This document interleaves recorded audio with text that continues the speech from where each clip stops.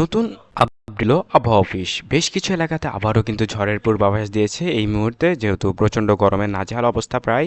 তবে বেশ কিছু এলাকায় আবার একটু শিলাবৃষ্টি সহ বজ্রবৃষ্টির সম্ভাবনার কথা জারি করেছে। সাথে রয়েছে কিছু কিছু এলাকাতে আবারও প্রচণ্ড তীব্র তাপদাহ থাকবে, এমনটা জানিয়েছে আবহাওয়া অফিস। বিস্তারিত সকল কিছু জানাবো। একই সাথে আপনারা যদি দেখতে পান তাহলে দেখতে পাবেন যে বঙ্গোপসাগরে বেশ কিছু নিম্নচাপ সৃষ্টি হয়েছে, যার ফলে কিন্তু খুব দ্রুতই একটি ভয়াবহ ঘূর্ণিঝড় আঘাত আনতে চলেছে বাংলার উপকূলে, এবং একই সাথে কিন্তু পশ্চিমবঙ্গের উপরে এর প্রভাব পড়বে। বিস্তারিত আমরা কথা বলার চেষ্টা করব আজকের এই ভিডিওর মাধ্যমে। সো আমরা এবার শুরু করতে যাব আজকের এই ভিডিও। আসসালামু আলাইকুম এভরিওয়ান, আশা করি আপনারা সবাই ভালো আছেন। আলহামদুলিল্লাহ, আমি আল্লাহর মতো ভালো আছি। যারা বাংলাদেশ থেকে দেখছেন এবং যারা কলকাতা থেকে দেখছেন, উভয়ের জন্যই এই ভিডিওটা অত্যন্ত গুরুত্বপূর্ণ, কারণ আজকের ভিডিওতে আমরা আপনাদের বিস্তারিত আবহাওয়ার সকল আপডেট দিব, যাতে আপনাদের আগামী কয়েকদিন কোনো সমস্যা না হয়। এবং অবশ্যই ইনশাআল্লাহ আপনাদের সঠিক তথ্যটা অগ্রিম সবার আগেই দেওয়ার চেষ্টা করব, তাই আমাদের চ্যানেলটা সাবস্ক্রাইব করে রাখুন। আমরা যদি প্রথমে একটু কথা বলি, সেটা হচ্ছে প্রথমেই এখন বর্তমানে যেটা সবচেয়ে গুরুত্বপূর্ণ বিষয়, সেটা হচ্ছে তাপমাত্রা নিয়ে যদি আমরা প্রথমেই কথা বলার চেষ্টা করব, তো আপনারা দেখতে পাবেন যে তুলনামূলকভাবে বাংলাদেশে যে এলাকাগুলোতে একটু বেশি তাপমাত্রা থাকছে, আমি প্রথমে যদি সংক্ষেপে নামটা বলি তাহলে আগামীকালকে দেখবেন। আগামীকালকে হচ্ছে 23 এপ্রিল 2024।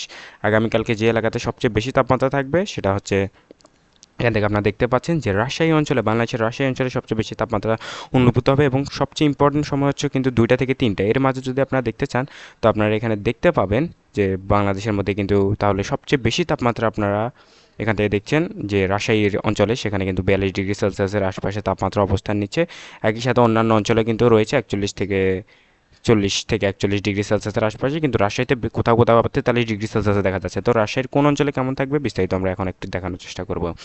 সো আপনারা দেখতে পাচ্ছেন রাজশাহীর চান্দুরিয়া, তারপরে হচ্ছে মুক্তা মাওলা, তারপরে হচ্ছে তনোয়ারা, মেহেরপুর, এরপরে এখানে রয়েছে বনেশ্বর, পুটিয়া, তারপরে নাটোর, এরপরে আরও বেশ কিছু এলাকা রয়েছে। যেমন কি এখানে যদি আপনারা দেখতে চান তাহলে দেখতে পাবেন যে রুনি রানীনগর, এরপরে রয়েছে মহাদেবপুর, নওগাঁ, তারপরে হচ্ছে নওগাঁ রয়েছে, তারপরে হচ্ছে আদমদিঘি, এরপর হচ্ছে দুপচাচিয়া, তারপরে এখানে রয়েছে বালগাছা, এরপরে অঙ্কলপুর, তারপরে হচ্ছে মাঝিরহাট, এরপর হচ্ছে পত্নীতলা, তারপরে এখানে জয়পুরহাট, তারপর হচ্ছে দমারহাট, এখানে রয়েছে পাঁচবেবি, এরপরে এখানে বেশ কিছু এলাকা রয়েছে যেমন কি হিমপুকুর। এই প্রত্যেকটা এলাকাতেই প্রায় কিন্তু ভালো পরিমাণ তাপমাত্রা থাকবে। সরাইগাছা, শিবপুর, সাপাপুর, সাপাহার, এই প্রত্যেকটা এলাকাতেই মোটামুটি বেশ ভালো পরিমাণ তাপমাত্রা থাকবে আগামীকালকে। আমরা যদি সরাসরি বলি তাহলে রাজশাহী, নবাবগঞ্জ, নওগাঁ, বগুড়া, পাবনা, সিরাজগঞ্জ, এই এলাকাগুলোতে একটু বেশি তাপমাত্রা অনুভূত হবে। একই সাথে যদি আমরা দেখি একটু অন্যদিকে, সেটা হচ্ছে খুলনার দিকে একটু বেশি তাপমাত্রা আমরা বেশ কিছুদিন ধরে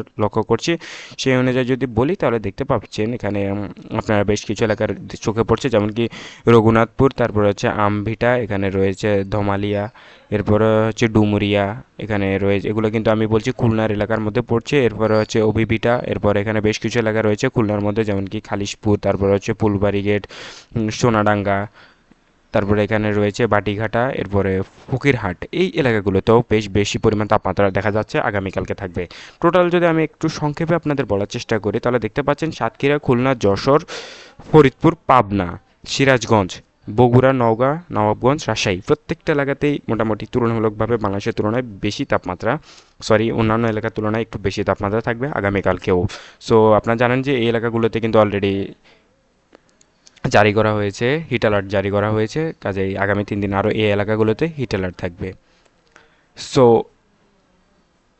সো এবার আপনারা দেখবেন যে এখানে সিলেট অঞ্চলে যদি আপনাদের দিকে একটু নজর রাখতে হয় তাহলে সিলেট অঞ্চলে দেখতে পাচ্ছেন যে একটু কম তাপমাত্রা রয়েছে। সিলেট অঞ্চলে তুলনামূলকভাবে একটু কম তাপমাত্রা রয়েছে। তারপর যদি আপনারা এখানে নিচের দিকে দেখেন তাহলে ফেনী, নোয়াখালী, চট্টগ্রাম, কক্সবাজার, এই এলাকাগুলোতেও কিন্তু তুলনামূলকভাবে একটু কম তাপমাত্রা রয়েছে। সো সেটা আপনারা দেখতেই পাচ্ছেন। একই সাথে এখানে রংপুর, দিনাজপুর, এই এলাকাগুলোতে তুলনামূলকভাবে একটু কম তাপমাত্রা থাকবে অন্যান্য এলাকার তুলনায়, এমনটা আবহাওয়া অফিস এই মুহূর্তে আমাদের জানিয়েছে, এবং এটাই আপনাদের আমরা সরাসরি দেখানোর চেষ্টা করছি। সো এই ছিল আমার কাছে তাপমাত্রা নিয়ে লাস্ট আপডেট। এবার একটু আমরা চলে যাব যে মেঘের অবস্থান নিয়ে। সো এখানে যদি আপনাদের আমরা একটু দেখাই, এখানে দেখানোর পরে আপনারা দেখতে পাচ্ছেন মোটামুটি যে আপনার অবস্থাটা এই মুহূর্তে আপনার সরাসরি দেখতে পাচ্ছেন যে আগামীকালকে ঠিক ঘন্টায় ঘন্টায় কিন্তু মেঘের অবস্থানটা পরিবর্তন হচ্ছে, এখানে একটু পরপরই চেঞ্জ হচ্ছে, এটা হচ্ছে প্রতি ঘন্টায় কেমন থাকবে সেটা।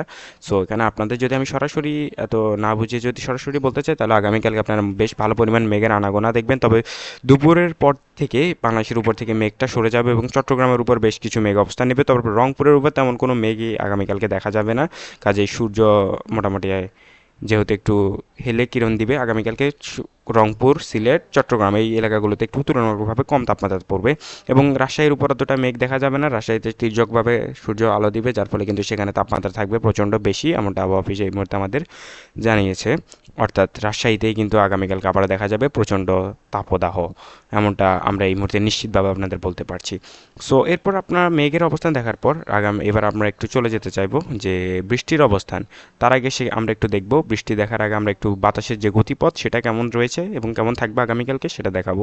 কোথাও কোনো সম্ভাবনা আছে কিনা ঝড়ো বাতাসের সম্ভাবনা যদি বলি, সেক্ষেত্রে রংপুরের নামটাই এই মুহূর্তে আমরা আগে লক্ষ্য করতে পারছি। রংপুরের দিনাজপুর, তারপরে রংপুর এই এলাকাগুলোতে, দিনাজপুর, রংপুর, আমি যদি আর একটু ভেতরে গিয়ে নামগুলো দেখার চেষ্টা করি, সেক্ষেত্রে সাদিপুর আসছে। অর্থাৎ দিনাজপুর, সাদিপুর, রংপুর এই তিন এলাকাতে বেশ ভালো পরিমাণেই বাতাস প্রবাহিত হবে আগামীকালকে একদম। এই বাতাসটা মূলত যদি আমি সরাসরি আপনাদের একটু দেখাই, চিত্র অঙ্কন মানে এঁকে যদি দেখানোর চেষ্টা করি, তাহলে ঠিক এমনটা। অর্থাৎ যে ভারতের অর্থাৎ পশ্চিমবঙ্গের যে ইংরেজ বাজার রয়েছে, সেখান থেকে ঠিক এভাবে বাতাসটা প্রবেশ করে রংপুরের মধ্যে দিয়ে প্রবেশ করবে এবং ঠিক একইভাবে কিন্তু আবার যে পশ্চিমবঙ্গের শিলিগুড়ি, তারপরে হচ্ছে দার্জিলিং, কালিম্পং এই এলাকাগুলোর মধ্যে দিয়ে কিছুটা বাতাস বেরিয়ে যাবে, এমনটা জানিয়েছে আবহাওয়া অফিস। সো এরপর যদি আপনারা দেখাই, আপনারা দেখতে পাবেন আবার কিছুটা বাতাস কিন্তু রাজশাহীর মধ্যে দিয়ে বগুড়াতে মধ্যে প্রবেশ করে তারপর ময়মনসিংহে চলে যাবে। সো এরপরে যদি আপনি আবার দেখেন, তো নগরপুর, ময়মনসিংহের উপর দিয়ে হালকা কিছুটা বাতাস প্রবাহিত হবে, এমনটা জানিয়েছে আবহাওয়া অফিস। সো এরপর আমরা চলে যাব পরবর্তীতে।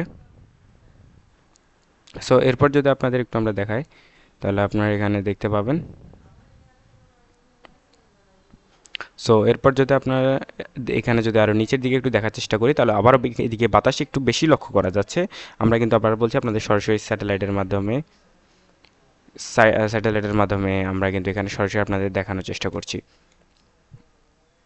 সো এরপর যদি আপনাদের এখানে আমরা একটু আবার দেখানোর চেষ্টা করি, তাহলে আপনারা দেখতে পাবেন যে কিছুটা বাতাস আসলে বরিশালের উপর দিয়ে প্রবেশ করছে এবং কিছুটা বাতাস খুলনার উপর দিয়ে, খুলনার যে সুন্দরবন এরিয়া রয়েছে সেই এলাকার মধ্যে দিয়ে কিছুটা বাতাস বেরিয়ে প্রবেশ করছে বাংলাদেশের মধ্যে এবং প্রবেশ করে সেটা কিন্তু আবার ফেনী, নোয়াখালীর উপর দিয়ে বাতাসটা প্রবাহিত হয়ে চলে যাচ্ছে। অর্থাৎ আমি যদি সরাসরি আপনাদের বলি, তাহলে বিষয়টা এমন দাঁড়াবে যে আগামীকালকে মোটামুটি ফেনী, নোয়াখালী এবং রংপুরের উপর ভালো পরিমাণে একটু বাতাস প্রবাহিত হবে। একই সাথে চট্টগ্রামের উপরেও কিন্তু হালকা একটু বাতাস, যেহেতু এগুলো বঙ্গোপসাগর এরিয়া, উপকূলবর্তী এরিয়া, সেই ক্ষেত্রে এখানে একটু বাতাস প্রবাহিত হবে। সো চট্টগ্রাম, কক্সবাজার, নোয়াখালী, ফেনী, এরপর সুন্দরবন, এছাড়া রয়েছে যদি বলি তাহলে রংপুর এরিয়ার মধ্যে দিয়ে বাতাসটা একটু বেশি প্রবাহিত হবে। এরপর আমরা সরাসরি চলে যাব আমাদের সবচেয়ে ইম্পর্টেন্ট বিষয়, সেটা হচ্ছে বৃষ্টিপাত নিয়ে। আগামীকালকে যদি আপনাদের দেখায়, আপনারা এখান থেকে সরাসরি দেখতে পাবেন প্রতি ঘন্টার মধ্যে আসলে বৃষ্টিপাতের তেমন কোনো সম্ভাবনা আছে কিনা।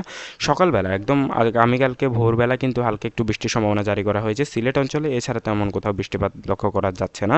এবং দিনের বাকি সময় যদি আমরা বলি, তাহলে আপনারা দেখতে পাবেন, এখানে আপনাদের একটু দেখানোর চেষ্টা করব। দিনের বাকি সময় যদি আমরা দেখি একটু, তাহলে আপনার সকালবেলা সকাল 9টা নাগাদ দেখতে পাবেন সিলেট অঞ্চলের উপর হালকা একটু বাতাস, একটু মেঘের আনাগোনা থাকবে এবং বৃষ্টিপাতের সম্ভাবনা রয়েছে, মেঘলা বৃষ্টির। এবং দিনের বাকি সময়ে তেমন কোনো বৃষ্টিপাত না থাকলেও চট্টগ্রামের উপর একটু মেঘের আনাগোনা থাকবে, অর্থাৎ সেখানে একটু বৃষ্টিপাতের সম্ভাবনা আছে। তবে সবচেয়ে ইম্পর্টেন্ট সময় হয় তিনটা নাগাদ বাংলাদেশের বরিশাল, খুলনা সহ আশপাশের এলাকাগুলোতে হালকা একটু মেঘাচ্ছন্ন এবং ঝিরি বৃষ্টির সম্ভাবনা জারি করেছে আবহাওয়া অফিস। তবে তুলনামূলকভাবে আমি আগেও বলেছিলাম, যখন তাপমাত্রা নিয়ে কথা বলছিলাম তখন আপনাদের জানিয়েছিলাম যে চট্টগ্রামের উপরে কিন্তু চট্টগ্রাম, সিলেট, রংপুর এই তিন এলাকাতে একটু কম তাপমাত্রা থাকবে। এরপর আপনারা যদি দেখেন, তাহলে তাহলে সেই অনুযায়ী এই এলাকাগুলোতে হালকা একটু বৃষ্টির সম্ভাবনা রয়েছে। সিলেট এবং চট্টগ্রাম, নোয়াখালী, ফেনী এলাকাগুলোতে হালকা একটু বৃষ্টির সম্ভাবনা রয়েছে আগামীকালকে। এটুকু এই মুহূর্তে আপনাদের আমরা জানাতে পারি এবং এই ছিল আমার কাছে এই মুহূর্তে লাস্ট আপডেট। সো সবাই ভালো থাকবেন এবং আবার সকল আপডেট পেতে হলে আমাদের চ্যানেলটা সবার আগে সাবস্ক্রাইব করে রাখবেন।